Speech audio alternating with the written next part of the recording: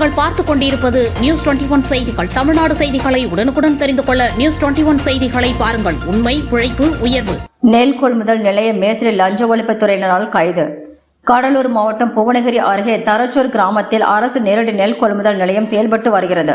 இந்த நெல் கொள்முதல் நிலையத்தில் குலோத்துங்கன் என்பவரது நெல்லை கொள்முதல் செய்வதற்காக ஒரு மூட்டைக்கு 55 ரூபாய் என 16,500 பணம் அங்கே இருந்து வரும் மேஸ்திரி வேல்மணி என்பவர் கேட்டுள்ளார்.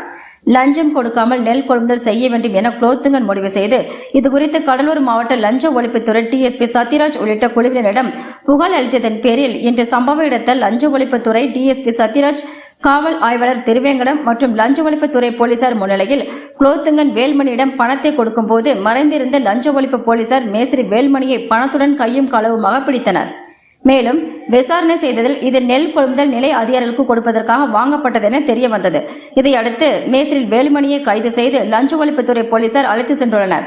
மேலும் அவர் மீது வழக்கு பதியப்பட்டு தொடர்ந்து விசாரணையும் செய்து வருகின்றனர். நியூஸ் 21 செய்திகளுக்காக கடலூர் செய்தியாளர் முருகானந்தம்.